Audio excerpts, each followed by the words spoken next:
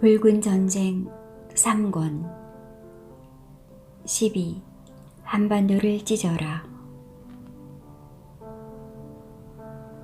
유엔군의 처음의 공세는 비교적 순조롭게 진행되었으나 4월 22일부터는 도처에서 중국 인민지원군의 강력한 저항을 받아 전진이 멈추었다. 리주에이는 알아차렸다. 이것은 다시 중국이 새로운 대공세 준비를 완료하였다는 신호라는 것을. 제4차 공세 이후 2달이 경과하는 동안 중국 지원군의 특이 동향이 없었는데 다시 공세를 취한 것은 상황이 바뀌었다는 의미인 것이다. 이에 리주에이는 각 부대에 명령하여 공세를 중지하고 적의 역공에 대비하여 방어체제로 전환하라 라고 하달하였다. 이로써 유엔군은 철의 삼각지대를 눈앞에 두고 일단 공격을 멈추었다. 철의 삼각지대는 강원도의 철원군, 김화군을 저변으로 하고 평강군을 정점으로 잇는 철원, 김화, 평강의 삼각형을 이루는 지역으로 중국 지원군과 이북 인민군이 나진, 성진, 원산항에 양육된 군사물자와 각지에서 동원된 병력을 이 지역에 집결시킨 후 전선의 최대 병력을 투입한 곳이다. 이곳은 신고산 평강으로 이어지는 주가령 지구를 통과하는 곳으로 서울을 비롯해 여러 지역으로 연결되는 교통의 중심지로 중부전선의 심장부에 해당한다. 남북이 가장 치열한 쟁탈전이 벌어진 곳으로 전쟁 후에는 결국 남북이 이 지역을 양분하게 된다. 미 8군 사령관 벤 플리트 중장이 적이 전선을 사수하려는 철의 삼각지를 무너뜨려야 한다는 말에서 유래한다. 그런데 미국과 중국은 한국과 이해관계가 달랐다. 실은 한반도의 완전한 통일을 바란 것은 김일성과 이승만과 메가더뿐이었다. 이승만은 메가더를 잡고 매달리는 판국이었다. 장군, 우리 코리아를 통일시켜 주시는 거지요? 물론이지요. 마음 푹 놓으시라니까요. 새해 분리하면 중공군의 근원지 만주까지 쑥대밭을 만들어버릴 겁니다. 나는 장군만 믿습니다. 꼭 통일시켜 주셔야 해요. 알았지요? 그러나 이제 통일은 거의 불가능하다는 것을 안목이 있는 사람이라면 짐작하고도 남음이 있었다. 트루먼도 마오쩌둥도 상황이 통일로 가지 않는다는 것을 알았고 심지어 스탈린마저도 통일은 원하고 있지 않았다. 소련이 비록 MiG-15 같은 최신 병기를 제공하고 있지만 그것은 미구 해랑이라 불리던 한만 국경에서 작전을 펼칠 수 있었지 막상 가장 중요한 38선 일대는 공중 지원을 할 수 없었다. 야포나 전차도 지원은 하고 있지만 그다지 충분한 양을 지원하고 있는 것은 아니었다. 그 원인은 중국이 한국 전쟁에서 완승을 하여 아시아의 패권을 장악하는 사태를 소련이 원하고 있지 않았기 때문이다. 즉 소련은 중국이건 미국이건 어느 한쪽이 완승을 하는 것을 원치 않고 있었다. 소련은 국력면에서 현실적으로도 더 이상 개입이 불가능하였다. 불과 6년 전에 끝난 세계 제2차 대전에서 소련은 5천만 명 이상의 인명피해를 입었고 국토의 대부분이 황폐화되어 이제는 국가재건에 매진하여야 할 처지였다. 무엇보다도 소련은 미국과 직접 부딪히고 싶지 않았고 미국 역시 소련과는 충돌을 극히 꺼리고 있었다. 이번 조선의 제5차 전역은 지난 제2차 중국 국공내전의 화이하이 전역 때보다 10만 명이나 웃도는 병력이 출동한다. 화이하이 전역은 48년 11월 6일부터 49년 1월 10일까지 65일 동안 마오쩌둥의 공산군 60만 명이 미국의 지원을 받은 장제스의 국민당군 80만 명을 상대로 싸워 55만 5천 명을 살상하여 대승을 거둔 너무나 유명한 전투이다. 이번 미군의 북진은 1.3km 전진하는데 평균 900명의 희생자를 내는 대가를 치르며 진행하고 있었다. 벙더와이의 사정은 국내로부터 병력 보충이 있으면서부터 상당히 호전되었다. 드디어 제3병단과 제19병단의 6개군의 병력이 조선에 도착함으로써 원래 참전하고 있는 9개군과 포병, 철도병, 후군부대, 기술병 등과 조선인민군 8만 명을 합쳐 조선 내 총 병력은 벌써 거의 70만 명에 달하고 있었다. 그 진용을 보면 중앙돌격 집단의 신예부대 제3병단은 군신이라고 칭하던 리옥부청으로부터 훈련을 받은 용맹스럽기로 소문난 정예부대로서 병단의 통솔자는 5호 상장, 삼국지의 관우, 장비 등 5호걸이라는 왕진산이었는데 그의 별명은 왕펑즈, 왕 미치강이었다. 그는 공산당궁 안에서 하늘도 땅도 무서워할 줄 모르는 용맹한 장수로 알려져 있었다. 그는 호언장담하였다. 미군이 얼마나 되건 무슨 상관인가.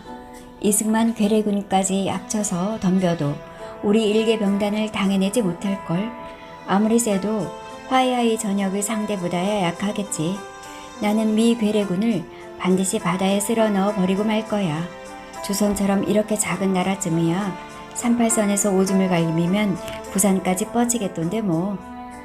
이 미치광의 휘하에는 제12, 15, 60군이 소속되어 있었는데 그 안에는 포병 2개 연대와 전문 대전차포 1개 연대가 딸려 있었다. 그들은 정면의 미 제3사단과 터키군 3개 여단 병력을 도살한 다음 중심으로 돌격해 들어가기로 하였다. 좌익 돌격 집단은 제9병단이었다.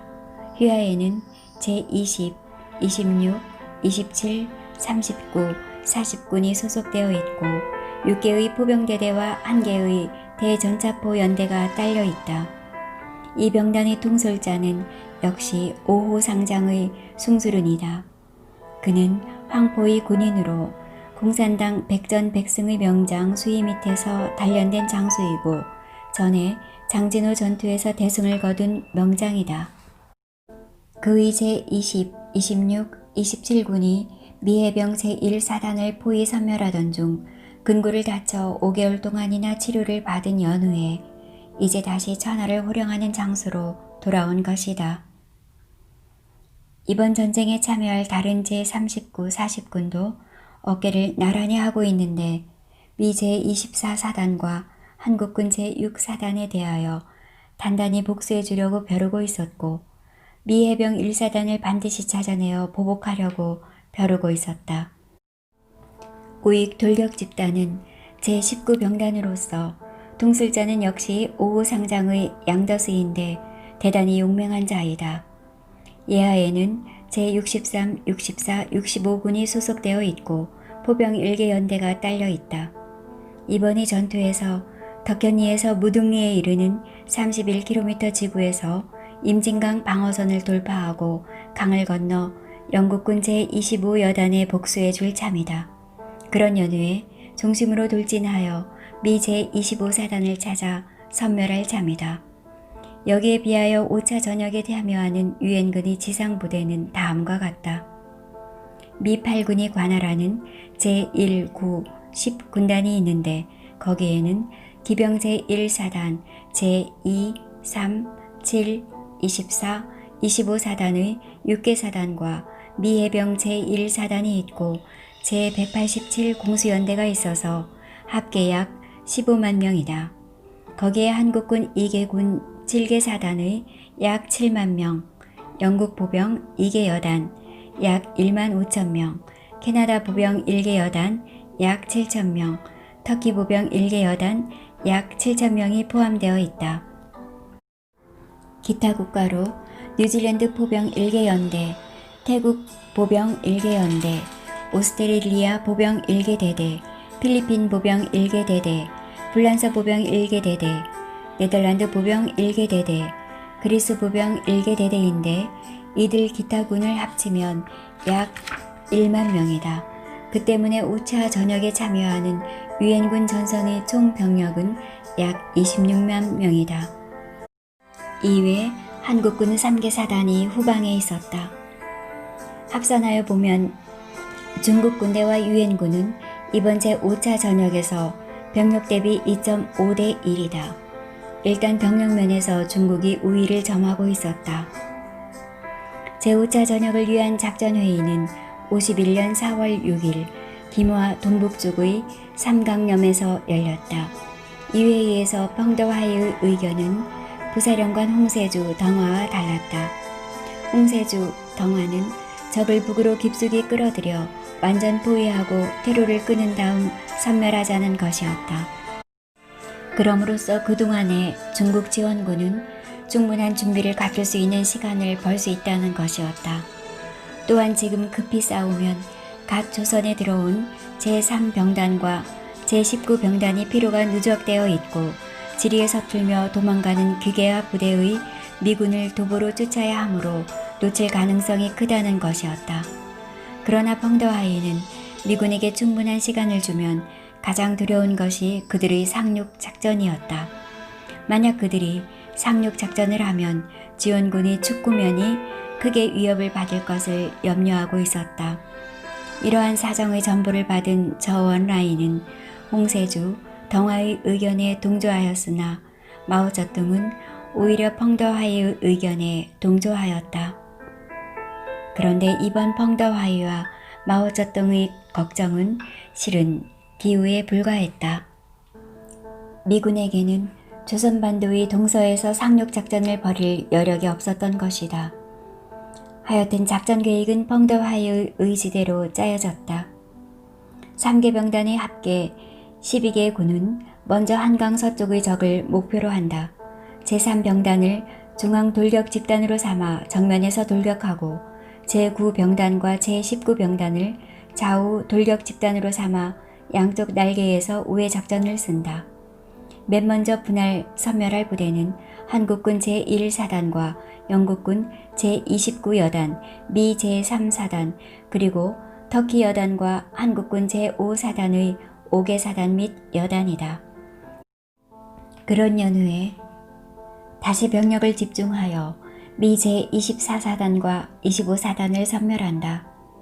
조선인민군은 적극적으로 견제 역할을 맡다가 기회가 오면 적 섬멸전에 참여한다는 것이었다. 류제이가 8군 사령관에서 메가더의 극동사령관 자리를 차지한 이후 8군 사령관은 벤 플리트가 승계하게 되는데 벤 플리트는 2차 대전의 노르망디 상륙작전 때 미 제29사단의 일개 연대장에 불과했다. 제29사단이 오마하 해안에서 작전이 순조롭지 못해 5일 동안이나 헤매며 독일군에 의해 막대한 살상을 당하고 있었다. 이 부대의 상륙작전이 완전히 실패로 끝나가려 할 즈음 전선을 시찰하던 아이젠하워와 브래들리는 당시의 29사단 사단장을 파면하고 벤 플리트 연대장을 사단장 대리로 교체하므로 전 사단은 소생하여 돌격에 성공하게 된다. 벤 플리트는 실은 아이젠하워, 브래들리 장군과 웨스트 포인트 동기생이었다. 그런데 운 나쁘게 미국 국내에서 알코올 중독자로 악명이 높은 자와 이름이 같았기 때문에 알코올 중독자로 오인당해 진급 대상자 명단에서 누락되었던 것이다. 그 뒤로 그는 그리스에 파견되어 대공산 게릴라 작전을 성공적으로 치렀다. 그리스 왕실과 미 국무장관 마셜의 전폭적인 지지 아래 자신의 경험을 모두 쏟아부어 효과적으로 그리스 내전을 종식시키면서 능력을 인정받게 된 것이다. 그가 8군 사령관에 부임한 직후 한국군 최악의 흑역사 현리 전투가 발생했고 그 사건으로 인하여 한국군 제3군단은 벤 플리트에 의해 해체당한다. 벤 플리트는 중국 지원군에 의하여 여지없이 무너지는 국군을 불신했으며 국군에게 무기를 더 지원해달라는 이승만의 요청에도 부정적인 입장이었다. 그 대신 그는 국군의 문제점을 우수한 장교 인력 및 사단급 이상의 대규모 군사훈련의 부족으로 보고 51년 10월에는 경상도 진해에 육군사관학교 건물을 신축하여 국군의 정예화를 꾀하였다. 벤 플리트는 국군의 제1군단을 제외한 모든 군단 사령부를 해체하고 작전 지휘권을 미군 장성들에게만 부여하는 특단의 조치를 단행한다. 동시에 육군 본부를 지휘선상에서 제외하여 이 시점부터 그나마 모든 한국군의 작전 지휘권마저 몰수한다. 벤 플리트는 마오쩌둥과 마찬가지로 그의 아들 지미 벤 플리트가 공군 중위로 한국전에서 희생된다. 그의 아들은 그리스에서 군 복무를 막 마친 상태였기 때문에 한국전에 참전할 의무가 없었음에도 불구하고 아버지가 사령관으로 싸우고 있는 한반도 출격을 자원했던 것이다. 52년 4월 4일 새벽 1시 5분 그는 압록강 남쪽 평북 순천 지역을 공습하기 위해 출격했다가 2시간 후 김포 비행단 레이더와의 접속을 마지막으로 연락이 두절된다. 미군은 51년 4월 19일 제24사단과 제25사단이 철원 부근까지 밀고 올라왔다. 이 두 부대는 전선에서 돌출부를 이루었고 그것은 중국 지원군의 공격 목표로 더할 수 없이 좋았다. 그들은 21일에 벌써 개성, 고량포, 양구, 간성선까지 치고 올라왔다. 미 제1군단의 제3사단, 제25사단, 한국군 제1사단은 문산에서 구남산과 그 동쪽 지역에 있었다. 국군 제1사단 학도병 연대와 전초부대는 개성, 석주리 일대에서 이동하고 있었다. 군단 지휘소와 예비대인 미 제3사단 15연대는 의정부에 있었다. 미 제9군단의 제24사단, 미 해병 제1사단, 국군 제6사단은 지포리, 대리선에 있었다. 영국군 제27여단은 예비대로 가평 일대에 위치하고 있었고 군단 지휘소는 청평천에 자리 잡고 있었다. 미 제10군단의 제7사단, 제2사단, 국군 제5사단과 네덜란드 대대, 불란서 대대는 구만 원통리선에 있었다. 군단 지휘소는 신학에 자리 잡고 있었다. 국군 제3군단의 제3사단은 원통리 한계리를 잇는 선에 있었으며 제7사단은 현리 일대에서 예비대로 있었다. 한국군단 지휘소는 하진부리에 있었다. 국군 제1군단의 수도사단, 제11사단은 한계령과 간성선에서 방어태세를 갖추고 있었고 국군 제9사단은 강릉에서 예비대로 남아 있었다. 한국군 지휘소는 제장가동에 자리 잡고 있었다. 미 기병 제1사단과 미 공수 제187연대 그리고 국군 제2사단은 미 8군 예비대로 각각 춘천, 수원, 원주 등지에 자리 잡고 있었다. 제5차 저녁 시작 4월 22일 저녁 우르르 쿵쾅하는 소리와 함께 폭 200km에 달하는 정면의 전선에 인민지원군의 대규모 반격의 포성이 울렸다. 어둠이 깔리자 인민지원군은 전 전선에서 강력한 포격을 개시하였고 밤이 깊어지면서 하늘에는 둥근 보름달이 두둥실 떠올랐다. 야간 전투를 해야 하는 인민지원군은 매번 대규모의 진공때면 둥근 달밤을 선택하여야 했다. 이번 저녁은 저녁 전의 포화의 준비도 그렇거니와 포화의 수량도 일찍이 경험할 수 없었던 다량의 군 장비가 준비되었다. 그런데 진격이 시작됐는데 참모가 어떤 부대에서 온 전문을 펑도하이에게 보고한다. 우리는 지금 돌격 개시 지점으로 이동 중에 있습니다. 왜 이렇게 빨리 돌격 명령을 내리십니까? 돌격 시간을 늦춰줄 수 없습니까? 하는 내용이었다. 펑도하이는 안 된다. 즉시 출격하라 소리를 질렀다. 하룻밤의 시간은 유한적인데 보병의 포격 준비는 완비되었지만 보병이 아직 공격 지점에 도착하지 않았다는 것이다. 이런 부대들은 도대체 어찌된 일인가? 펑도하이의 얼굴은 새파랗게 질렸다. 돌격! 일체를 고려하지 말고 즉시 돌격하라! 라고 다시 소리쳤다. 처음부터 삐걱하는 소리가 들리고 있었다. 그러나 자익의 인민지원군 제9병단은 신속하게 상대의 최전방을 돌파하고 주력은 중심을 향하여 나아가며 전후하여 미 제24사단과 한국군 제6사단의 일부를 섬멸하였고 23일에는 상대의 중심 30km까지 용감하게 돌진하였다. 중앙집단인 제3병단은 중국 국내에서 조선의 공격 진지까지 도착하는데 10일밖에 걸리지 않았을 뿐만 아니라 상대의 중심을 향하여 돌격하며 유엔군의 동서부대의 연계를 끊어놓았다. 우익의 제19병단은 임진강 서안의 상대를 제압한 후 4월 23일에는 벌써 임진강을 도하하여 전방의 상대를 향하여 기세 좋게 공격하고 있었다.